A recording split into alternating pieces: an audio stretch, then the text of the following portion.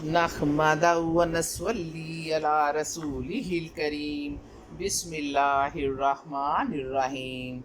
40 روز تک زمین سے پانی ابلتا رہا اور آسمان سے برستا رہا۔ 6 مہینے بعد پہاڑ کا اوپر والا حصہ نظر آیا اور کشتی رک گئی۔ یہ پہاڑ ملک شام میں ہے۔ بارش جب بند ہو گئی، زمین خشک ہو گئی تو ایک قطرہ بھی زمین پر نہ رہا۔ جب پانی خشک ہو رہا تھا تو نوح علیہ السلام کی کشتی بیت اللہ کا 70 مرتبہ طواف کر کے ملک شام کی طرف نکل گئی۔ جودی پہاڑ پر رک گئی۔ حضرت نوح علیہ السلام نے ایک پرندے کو زمین پر بھیجا اور یہ پرندہ کوا تھا۔ دیکھ کر آئے کہ کتنا پانی ہے۔ پرندہ زمین پر دانہ چگنے میں مصروف ہو گیا اور واپس نہ آیا۔ اس کے بعد نوح علیہ السلام نے کبوتر کو زمین پر بھیجا۔ کبوتر زمین پر جا کر بیٹھ گیا۔ اس کے پاؤں پر سرخی زمین کی لگ گئی۔ واپس کشتی پر آیا تو نوح علیہ السلام نے اللہ سے دعا کی۔ پوری مخلوق اس کو پیار کی نگاہ سے دیکھنے لگی۔ حضرت جبرائیل علیہ السلام تشریف لائے تو انہوں نے 7 راہیں زمین کی بنا دی اور 7 دریا زمین پر بہنے لگے۔ سارا پانی دریاؤں میں جا گرا، باقی خشک ہو گیا۔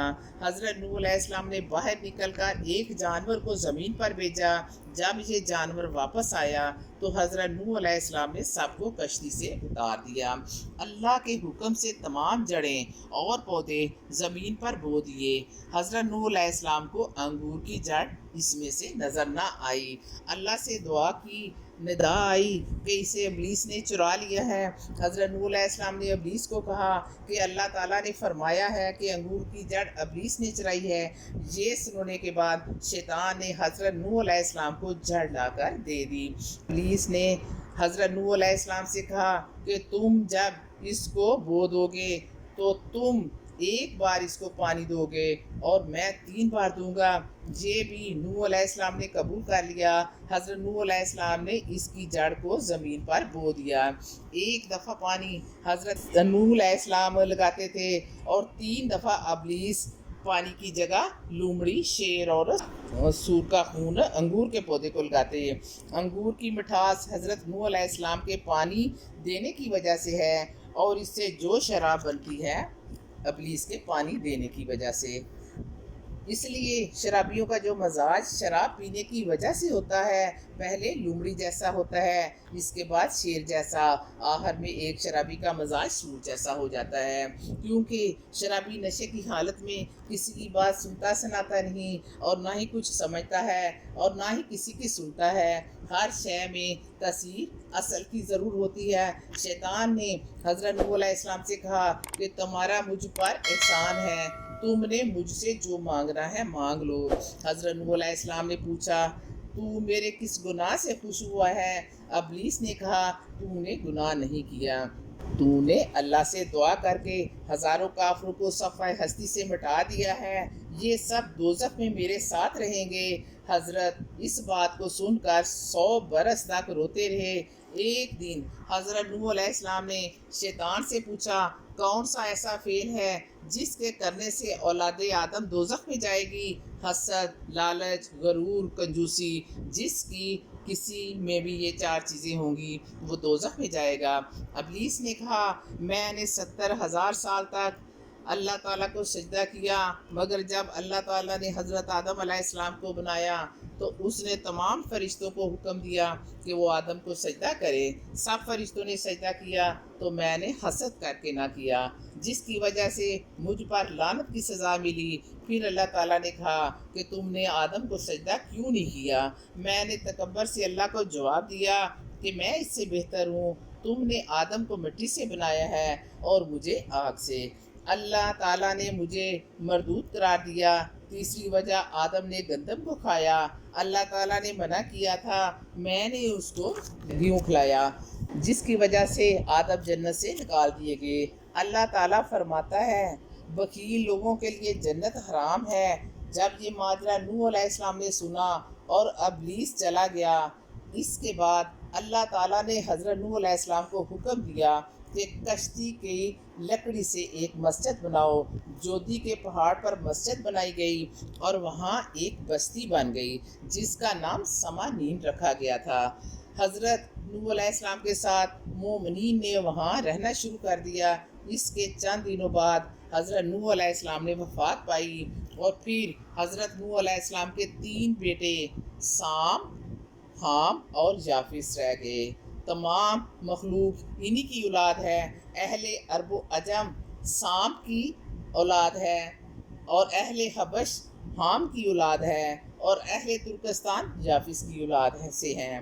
ایک دن حضرت نوح علیہ السلام سو گئے، ہوا سے کپڑا عورت کی سطر سے اتر گیا، حام کی نظر اس پر پڑی تو وہ ہنسا، جبکہ سام کی نظر اس پر پڑی تو اس نے کپڑا اڑا دیا۔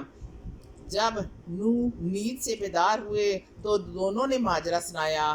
حضرت نوح علیہ السلام نے سام کو دعائیں دی، جبکہ حام کو بد دعائیں دی۔ اسی وجہ سے سام کی اولاد پیغمبر ہوئی، جبکہ حام کی اولاد سیاہ رنگ کی تھی۔ حضرت نوح علیہ السلام کی عمر 1400 برس تھی۔ ایک روایت میں ہے کہ 1020 برس تھی، تیسری روایت میں ہے کہ 1000 برس تھی، ایک اور روایت میں ہے کہ 950 برس تھی۔ سورۃ عنکبوت میں ہے کہ جب نوح علیہ السلام وفات پا گئے تو فرشتوں نے ان سے پوچھا کہ دنیا کو کیسا دیکھا؟ حضرت نوح علیہ السلام نے کہا کہ مجھے ایسا لگا کہ میں ایک دروازے سے اندر گیا ہوں اور دوسرے سے باہر نکل آیا ہوں۔ سام کی اولاد میں سے بعض نے کوفے میں، اور بعض نے یمن میں، اور بعض نے حجاز و شام میں، اور بعض نے مغرب میں جا کر شہر بسائے۔ اولاد حام نے ہندوستان میں آ کر شہر بسائے، یافس کی اولاد نے ترکستان جا کر شہر بسائے۔ سارا جہاں ان تینوں کی اولاد سے ہی آباد ہوا۔ شیطان نے ترکستان اور ہندوستان جا کر لوگوں کو بت پرستی سکھائی، بعد میں عرب جا کر وہاں کے لوگوں کو بھی آباد کیا۔ عرب کا ایک بادشاہ جس کا نام جرہم تھا، وہ قد و قامت میں 400 گز لمبا تھا، اور تمام عرب کے لوگ اس کے فرما بردار تھے۔ بعض نے کہا کہ ہجر موت اسی کا نام ہے، اس نے وہاں باغات نہریں بنائی تھیں، اور قوت و شجاعت میں اس کا کوئی ثانی نہیں تھا۔ تقریباً 700 برس اس علاقے میں کوئی بھی نہیں مرا تھا، اور سب موت کو بھول گئے تھے۔ یہ سب کے سب جاہل تھے، کوئی بھی اہل علم نہ تھا، تہذیب و تمدن سے بالکل نہ آشنا تھے۔ چنانچہ ایک دن شیطان ان کے پاس آیا اور لوگوں سے کہا کہ تم لوگ کس کی پرستش کرتے ہو؟ لوگوں نے شیطان سے کہا ہمیں کچھ معلوم نہیں کہ ہم کس کی پوجا کریں۔ شیطان نے کہا جس کی پرستش تمہارے باپ دادا کرتے تھے۔ تب شیطان لوگوں کو لے کر خطہ ہندوستان آیا اور ان کو بت پرستی کی تلقین کی۔ شیطان کے ساتھ جو لوگ ہندوستان آئے تھے کچھ بتوں کو اٹھا کر گھر لے گئے۔ یہ سب لوگ ان بتوں کی پوجا کرنے لگے اور تمام عالم بت پرست ہو گیا۔ آخر میں یہی کہوں گی کہ ایمان والوں کے دل ڈر جاتے ہیں۔ اے پروردگار، تو ہمیں ان لوگوں میں شامل فرما جنہیں تو ہدایت فرماتا ہے اور وہ صراط مستقیم پر چلتے ہیں، اور جو توبہ کرتے ہیں اور جن کی تو توبہ قبول کرتا ہے، اور جو تیرا خوب شکر ادا کرتے ہیں اور ان پر اپنا خاص کرم کرتا ہے۔ یا اللہ اپنی رضا والی زندگی نصیب فرما۔